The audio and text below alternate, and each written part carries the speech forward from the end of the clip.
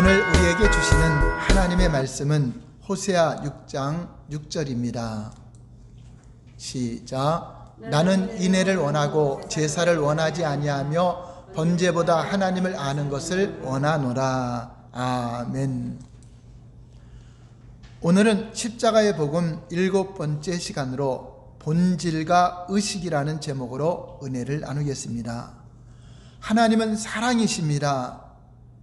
사랑에는 대상이 있는데 하나님은 사람을 사랑의 대상으로 지으시고 함께 사랑하며 함께 거하기를 원하십니다. 우리의 신앙과 복음을 바르게 이해하기 위해서는, 그리고 거짓 신앙 체계에 빠지지 않기 위해서는 우리가 가장 먼저 해야 될 것 중 하나는 신앙의 본질과 의식과의 관계를 바르게 이해하는 것입니다. 첫 번째는 신앙의 본질에 대해서, 신앙의 본질은 하나님을 알고 사랑하는 하나님과의 친밀한 교제와 하나님의 행하심을 보고 온 삶으로 동참하는 것입니다. 성경은 하나님을 아는 것이 영생이라고 우리에게 가르쳐주고 있습니다. 요한복음 17장 3절을 보시면 시작. 영생은 곧 유일하신 참 하나님과 그가 보내신 자 예수 그리스도를 아는 것이니이다 라고 말씀하고 있습니다. 그러므로 영생에 있어서 가장 필수적인 것이 있다면 하나님을 알아야 된다. 하나님이 보내신 분 예수 그리스도를 알아야 된다고 하는 것입니다.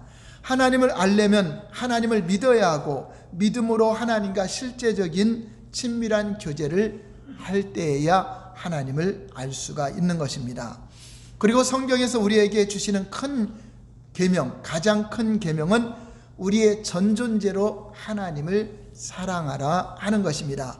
마태복음 22장 37절 38절 보시면 예수께서 이르시되 내 마음을 다하고 목숨을 다하고 뜻을 다하여 주 너희 하나님을 사랑하라 하셨으니 이것이 크고 첫째 되는 계명이요.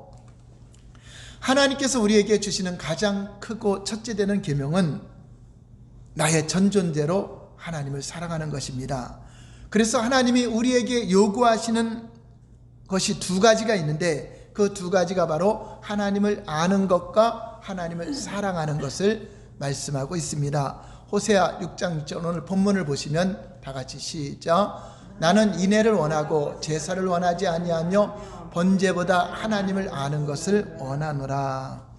여기서 인애라는 말은 하나님을 사랑하는 것을 말하는 것입니다. 그래서 하나님이 원하는 두 가지는 하나님을 사랑하고 하나님을 아는 것, 또 하나님이 원하지 않는 두 가지는 번제와 제사를 말하고 있습니다. 하나님을 사랑하고 하나님을 아는 것은 바로 신앙의 본질입니다. 이 본질이 더 중요한 것을 말하는 것입니다. 하나님께서 번제와 제사를 원치 않으신다는 말은 실제로 그것들을 원하지 않는다는 말이 아닙니다. 원래 하나님께서는 번제와 제사를 드리라고 하나님이 명령하신 것입니다.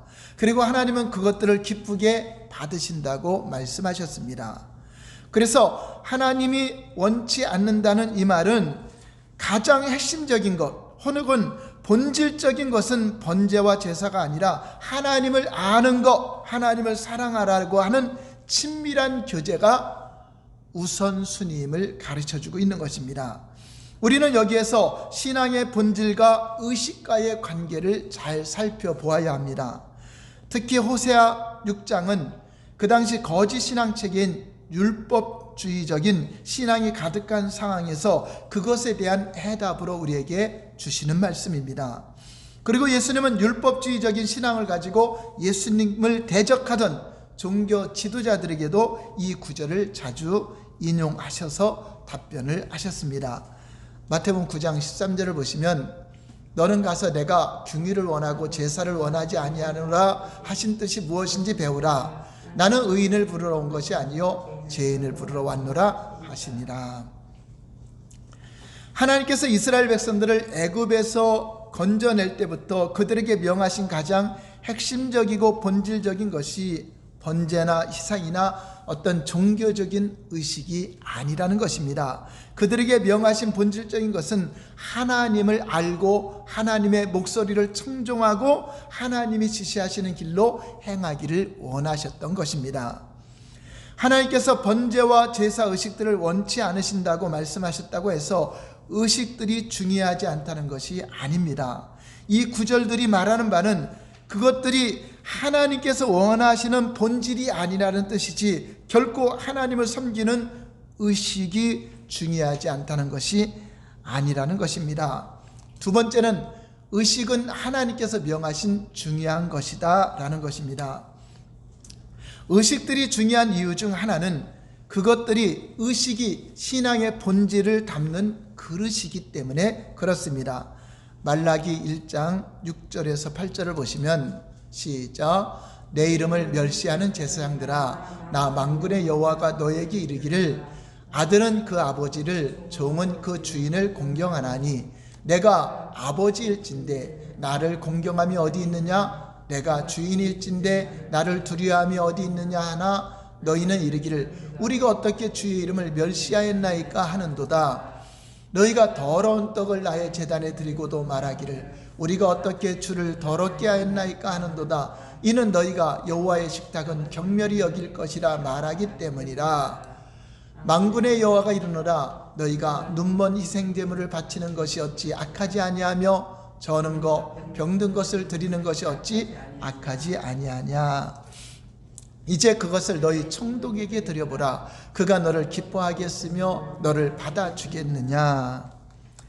말라기 시대 제사장들은 하나님을 주님 또는 아버지와의 관계로 불렀습니다. 그러나 그들에게는 하나님을 두려워하거나 경외함이 없었다는 것을 볼 수 있습니다. 그 결과 하나님은 그들이 너희가 하나님의 이름을 멸시했다라고 말하고 있습니다. 그럼에도 불구하고 그들은 자신들이 하나님을 멸시하고 있다는 것을 깨닫지 못하고 있었던 것입니다. 그들은 눈먼 제물, 병든 것, 저는 제물을 하나님께 드렸습니다. 원래 성경에는 그러한 제물을 드리지 못하도록 엄격하게 금하고 있습니다.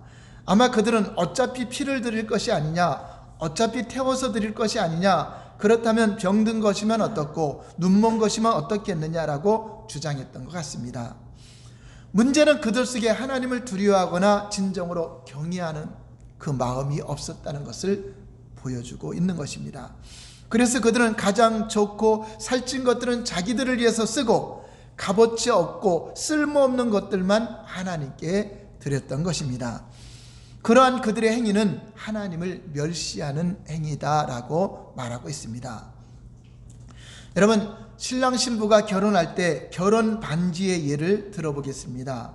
어떤 부자 신랑이 있습니다. 그 신랑은 자기 자신의 예물에 대해서는 수천만 원이 들어가는 고가를 사용합니다. 그러나 신부에게는 싸구려 구리 반지 하나만 해주었습니다. 그러면서도 신랑은 자기 신부를 사랑한다고 고백을 하고 있습니다. 이것이 바로 말라기 시대의 제사장들의 모습이었습니다. 자신들을 위해서는 좋은 것은 자기들이 쓰고 하나님께 드릴 때는 눈먼 것, 저는 것, 쓸모없는 것을 드리면서 하나님 사랑합니다 라고 말하고 있다는 것입니다. 세 번째는 한번 같이 읽어볼까요? 시작. 의식은 본질을 위한 수단이다. 그러므로 우리가 아무리 의식을 많이 해도 신앙의 본질이 없다면 그 많은 의식들이 하나님 앞에는 아무런 의미가 없게 됩니다. 의식은 본질을 위한 수단이기 때문입니다. 예를 들어서 우리가 하나님과 친밀한 교제를 갖기를 원한다면 성경 공부도 해야 되고 묵상도 해야 되고 기도와 금시 또한 친밀한 교제의 시간을 갖는 것이 우리에게 필요합니다. 그러한 것들이 없이 우리는 하나님을 알 수가 없는 것입니다.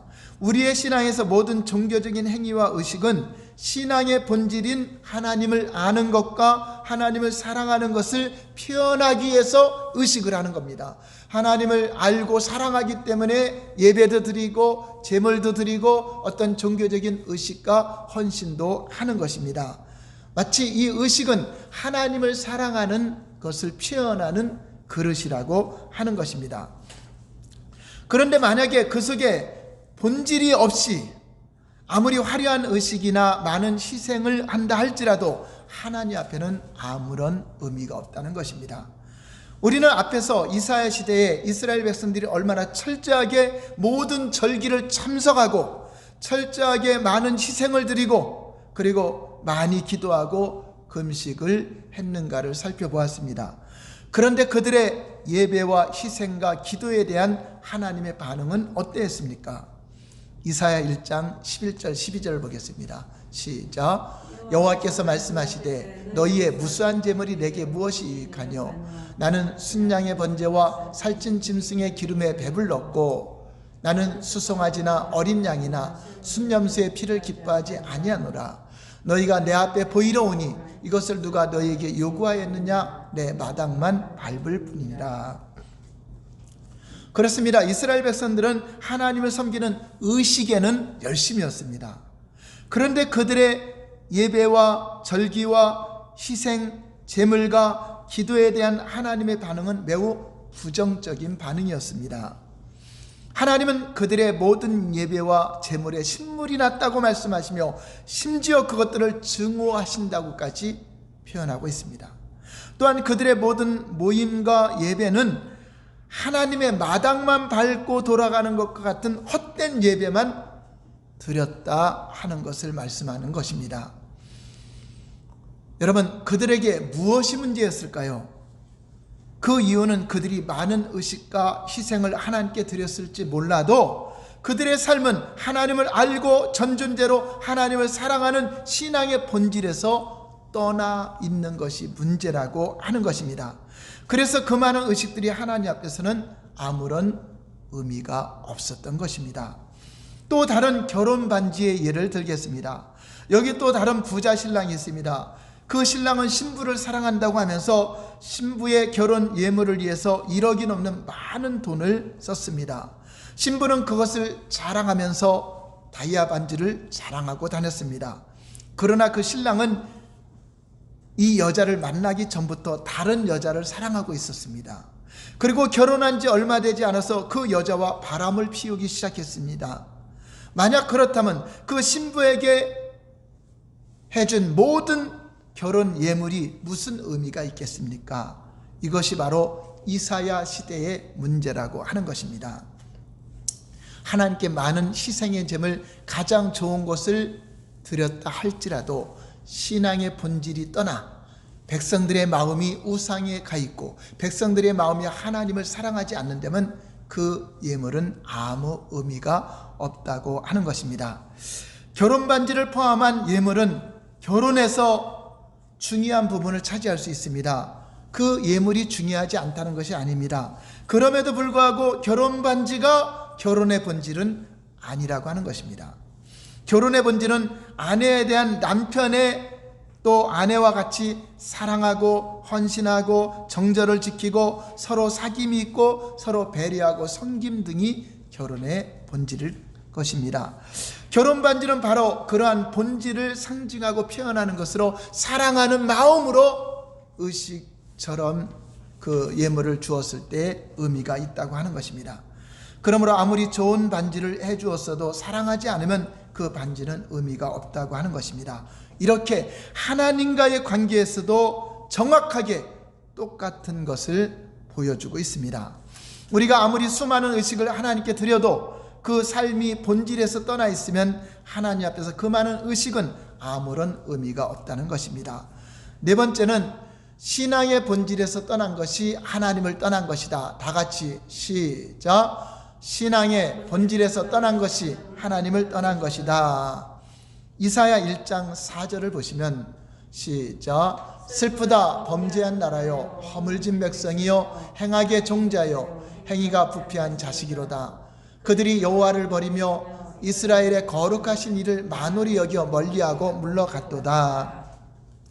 하나님은 이사야 시대에 이스라엘 백성들이 하나님을 버렸고 하나님을 멸시하며 떠나갔다, 물러갔다라고 말씀하고 있습니다. 그렇게 많은 의식을 하나님께 드렸던 그 당시 이스라엘 백성들은 자신들이 하나님을 버렸다는 사실을 꿈에서조차 상상하지 못했을 것입니다. 그래서 그들은 이사야 선지자의 경고를 받아들이지 않은 것입니다. 언제 우리가 하나님을 떠났습니까? 어떻게 해야 하나님께 돌아가는 겁니까? 라고 반문을 했던 것입니다. 이사야와 호세아는 같은 시대의 선지자들인데 호세아서에 의하면 그 시대의 이스라엘 백성들의 삶 속에는 신앙의 본질인 하나님을 알고 사랑하는 것이 없었다고 기록하고 있습니다. 그렇습니다. 하나님의 관점에서는 그들이 아무리 종교적인 의식은 잘했더라도 그들은 하나님을 버렸고 하나님을 멸시하여 물러갔다고 말하는 것입니다. 우리는 일반적으로 하나님을 떠나는 것을 어떤 종교적인 의식에서 떠나는 것으로 이해합니다. 그래서 더 이상 교회에 출석하지도 않고 하나님께 기도하지도 않고 헌금도 드리지 않고 세상에 나가 있는 사람을 하나님을 떠난 사람이라고 생각을 합니다. 그러나 하나님의 관점에서는 하나님을 떠난 것이 훨씬 그 이전에 교회 안에 있을 때부터 마음이 떠났다 하는 것입니다.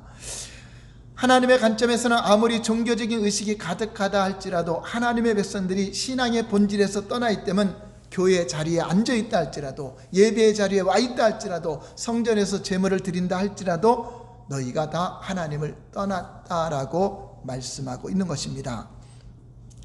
하나님을 떠난 것이 신앙의 본질에 떠난 것이기 때문에 하나님께 돌아가려면 어떻게 해야 되죠? 교회에 나오는 것이 하나님께 돌아오는 것이 아니라 또 제사 의식을 드리는 게 하나님께 돌아오는 것이 아니라 신앙의 본질로 돌아갈 때 그것을 하나님께 돌아왔다 하는 것입니다. 자, 이스라엘 백성들이 어떻게 돌아오라고 선지자가 외쳤는가 보겠습니다. 호세아 4장 1절 볼까요? 시작. 이스라엘 자손들아 여호와의 말씀을 들으라. 여호와께서 이 땅 주민과 논쟁하시하니 이 땅에는 진실도 없고 인애도 없고 하나님을 아는 지식도 없고. 그 당시 이스라엘 백성들에게 없는 것이 무엇이죠? 진실도 없고 인애도 없고 하나님을 아는 지식도 없다고 말하고 있습니다. 여기서 인애는 하나님을 사랑하는 것입니다. 그러니까 하나님이 원하는 두 가지는 하나님을 사랑하는 것이고 하나님을 아는 것인데 이 두 가지가 다 없다고 말하고 있는 것입니다. 그러므로 신앙의 본질이 떠남으로써 이스라엘 백성들이 하나님을 떠났다라고 성경은 가르쳐주고 있습니다. 하나님을 사랑하지도 않고 하나님을 아는 지식이 없어서 내 백성이 망한다라고 경고해주고 있는 것입니다. 그럼 어떻게 돌아갑니까? 호세아 6장 1절 보실까요? 시작. 오라 우리가 여호와께로 돌아가자. 여호와께서 우리를 찢으셨으나 도로 낫게 하실 것이요 우리를 치셨으나 싸매어 주실 것입니다. 여호와께로 돌아가자, 여호와께로 돌아오라 이렇게 외쳤는데 호세아 6장 3절 볼까요? 시작. 그러므로 우리가 여호와를 알자. 힘써 여호와를 알자. 그의 나타나심은 새벽빛같이 어김이 없나니 비와 같이 땅을 적시는 늦은 비와 같이 우리에게 임하시리라 하니라. 어떻게 돌아가는 거죠? 하나님을 아는 것입니다. 하나님과 친밀한 관계로 하나님을 힘써 아는 것입니다. 하나님을 사랑하고 하나님을 아는 것이 돌아오는 것이라고 말하고 있습니다. 하나님을 힘써 알고 사랑하는 신앙의 본질로 돌아가는 것이 하나님께 돌아가는 것이라고 가르쳐주고 있는 것입니다. 만약에 하나님께 돌아가는 것이 어떤 성전에 나와서 제사를 드리고 어떤 종교적인 의식을 하는 것으로 돌아가는 것이라면 그 당시 이스라엘 백성들은 하나님께 다시 돌아갈 필요가 없었습니다. 왜냐하면 이미 그들에게는 수많은 의식을 드리고 있는 상황이기 때문에 그렇습니다. 그러므로 우리가 교회 안에 앉아있는 성도들에게 하나님께로 돌아와라, 하나님께 돌아오라 하면 내가 교회에 와 있는데 어떻게 돌아가는 겁니까? 라고 질문할 것입니다. 바로 신앙의 본질로 돌아가라는 것입니다. 만약에 교회에 와서 예배드리는 의식, 헌금하는 의식, 기도하는 의식, 봉사하는 모든 하나님께 종교적인 의식이 돌아오는 것이라면 하나님께 교회 안에 있는 사람이 돌아올 필요가 없을 것입니다. 그러나 아무리 많은 종교적인 의식을 드리고 있다 할지라도 신앙의 본질에서 떠나 있다면 그것은 하나님을 떠난 것이요 하나님의 심판이 있다는 것을 경고해주고 있습니다. 다섯 번째 한번 읽어볼까요? 시작. 의식만 있고 본질이 없으면 하나님의 심판이 있다. 네, 우리는 잘 경고해서 들어야 돼요. 종교적인 의식, 모든 절기에 참여하고 예배에 참여하고 많은 헌신을 한다 할지라도 신앙의 본질이 없다면 그것은 하나님을 떠난 자이기 때문에 반드시 심판이 있다고 하는 것입니다. 그런데도 이것을 깨닫지 못하는 것이 거짓 신앙의 참으로 위험한 요소라고 하는 것입니다. 이사야 시대, 호세아 시대, 예레미야 시대, 그 당시 이스라엘 백성들에게 무엇이 없었습니까? 그 당시 이스라엘 백성들에게는 신앙의 본질을 가지고 있지 않고 떠나 있다고 하는 것입니다. 그 결과 하나님이 너희들을 심판하겠다라고 경고의 메시지를 보내고 있는 것입니다. 하나님의 백성이 신앙의 본질에서 떠나면 하나님은 그들을 심판하십니다. 오늘날 교회가 수많은 성도들이 있고 수많은 사람들이 있는데도 하나님은 계속적으로 심판의 칼을 보내고 있습니다. 왜냐? 너희가 하나님께로 돌아오지 않고 회개하지 않고 신앙의 본질로 돌아오지 않으면 하나님은 심판의 칼로 너희들을 회개시키기 위해서 계속적으로 어려움을 주고 경고의 칼을 보낸다고 말씀하고 있는 것입니다. 하나님의 백성이 신앙의 본질에서 떠나면 하나님은 그들을 심판하십니다. 의식이 아무리 많아도 상관이 없습니다. 그 모든 의식들은 아무런 의미가 없기 때문입니다. 하나님, 저 어느 교회 가서 예배 드렸는데요, 내가 얼마만큼 헌신하고 얼마만큼 예배를 드리고 또 기도하고 하나님께 헌금하지 않았습니까? 저 모르십니까? 그거 상관없습니다. 신앙의 본질에 떠난 것이고 하나님을 떠난 것이기 때문에 의식과 상관없이 심판이 온다고 하는 것입니다. 그러므로 신앙의 본질에서 떠나는 그 자체가 하나님을 떠난 것이다라고 가르쳐주고 있는 것입니다. 성경은 어떤 것이 참신앙이고 어떤 것이 거짓 신앙인가를 분별해주는 영적 분별력을 우리에게 주는 것입니다. 종교적인 의식이 신앙의 본질을 대체해버렸다. 그러니까 신앙이 무엇이냐? 교회에 나가서 예배 드리는 것, 그것이 자기 신앙의 본질이라고 생각하는 것. 신앙의 본질은 하나님을 알고 하나님과 교제하고 그분과 사랑의 관계를 나누는 건데, 이 본질이 의식이 본질을 대체한 것, 이것이 바로 율법주의 거짓 신앙이다 하는 것입니다. 왜 율법주의죠? 자기가 예배드리는 그것으로 의를 나타내려고 하고 자기가 헌신하고 희생하고 헌금드리는 그것이 의가 되어서 하나님 앞에 보이려고 하기 때문에 그것이 율법주의라고 하는 것입니다. 하나님의 관점에서는 백성들이 드리는 의식이 중요함에도 불구하고 그 자체가 신앙의 본질이 아니며 의식은 본질을 위한 수단이기 때문입니다. 따라서 아무리 의식이 가득하다 할지라도 그 삶이 본질에서 떠나 있으면 하나님께 드리는 모든 의식은 아무런 의미가 없다고 하는 것입니다. 그런데 우리가 깨달아야 될 것은 신앙이 타락하고 신앙의 본질에서 떠나 있으면 하나님의 관점이 눈을 가려버립니다.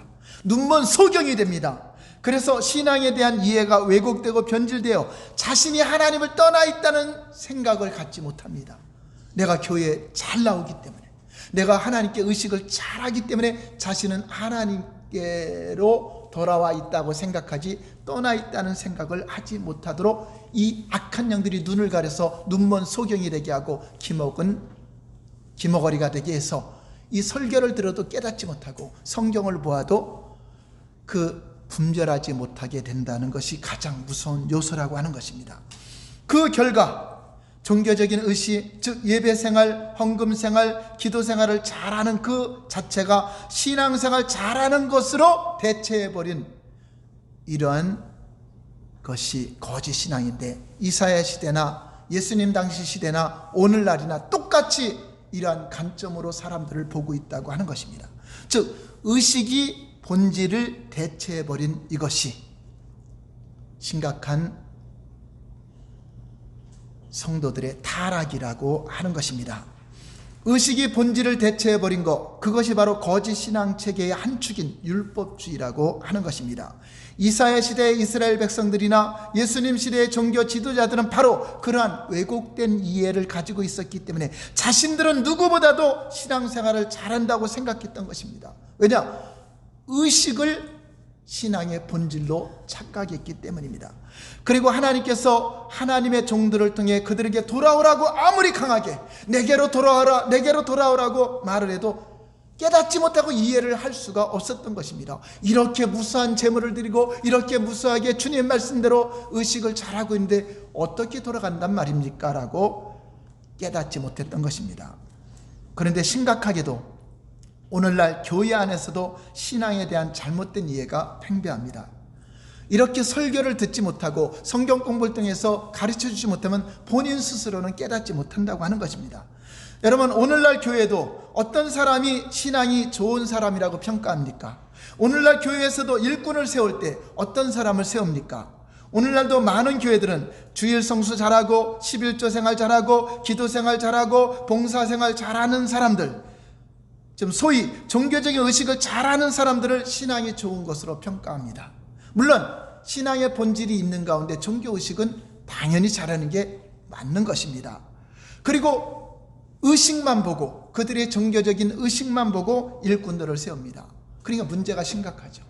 진정한 삶 속에서는 하나님과의 관계도 갖지 않고 친밀한 교제도 갖지 않고 하나님을 알지도 못하고 하나님을 전존재로 사랑하지 못하면서 종교적인 의식으로 사람에게 보이려고 하는 자들이 세상의 정치계에 들어가고 경제계에 들어가고 세상에 들어가서 얼마나 많은 공의를 굳게 하는 일에 쓰임받는 자들이 얼마나 많습니까? 그 이유는 오늘날의 교회도 이사야 시대나 호세아 시대의 이스라엘 백성들이나 예수님 시대의 유대인들과 똑같은 신앙에 대한 잘못된 이해를 그대로 가지고 있기 때문이라고 하는 것입니다. 저와 여러분들도 오늘 이렇게 성경 공부를 통해서 하나님 말씀을 잘 분별하게 가르쳐주지 않는다면 저와 여러분들도 이렇게 또 속을 수가 있다고 하는 것입니다. 그리고 그 결과 오늘날 우리의 신앙은 호세아 시대의 이스라엘 백성들처럼 심각한 위기 가운데 놓여져 있는데도 그 사실조차도 성도들이 깨닫지 못하고 주의 종들이 깨닫지 못한다는 것입니다. 왜냐? 주의 종들 자체도 이 거짓된 신앙에 물들어 있기 때문에 성도들에게 의식만 강조하고 의식만 잘하면 하나님을 잘 믿는 것으로 설교해 왔기 때문에 온통 교회들이 다 그 이스라엘 백성들처럼 거짓 신앙에 물들어 버리고 있음에도 깨닫지 못한다는 것이 가장 위험한 것입니다. 본질이 없는 의식, 이것을 우리가 경계해야 될, 신앙생활하는 사람들이 가장 경계해야 될 위험한 거짓 신앙임을 깨닫는 것입니다. 기 있는 자는 깨달을진저. 이 오늘 설교의 말씀을 깨닫는다고 하는 것은 대단히 여러분들 영적 분별력이 뛰어나야 된다고 하는 것입니다. 이제 말씀을 마치겠습니다. 이가의 요점입니다. 첫 번째, 본질과 의식과의 관계를 바르게 이해하는 것이 필수적이다라는 것을 여러분 생각하시기 바랍니다. 두 번째는 신앙의 본질이 가장 중요하다는 것을 기억하시기 바랍니다. 세 번째는 의식도 하나님께서 명하신 중요한 것이기 때문에 의식도 소홀히 하지 말아야 됩니다. 그러나 네 번째, 본질에서 떠난 것이 하나님을 떠난 것이다 하는 것을 여러분 기억하시기 바랍니다. 다섯 번째, 본질이 없으면 하나님의 심판이 임한다 하는 것입니다. 그렇습니다. 이제 저와 여러분들이 의식은 본질을 위한 수단으로서 우리가 하나님께 드려진데 2021년도에는 우리가 신앙의 본질 안에서 하나님 앞에 온전히 돌아온 상태에서 우리가 예배도 잘 드리고 예물도 잘 드리고 모든 희생과 의식도 하나님께 인정받는, 하나님이 받지 않는 제사가 아니라, 하나님이 받지 않는 예물이 아니라 하나님이 기뻐 받으시는 예배, 하나님이 기뻐 받으시는 기도, 하나님이 기뻐 받으시는 우리의 희생과 헌신이 되시기를 예수님 이름으로 축원합니다. 그러므로 오늘날 우리 모두는 신앙의 본질 안에서 참으로 의식도 중요시 여기며 참으로 하나님께 인정받는 참신앙으로 영광 돌리는 저와 여러분 되기를 예수님 이름으로 축원합니다. 아멘. 할렐루야.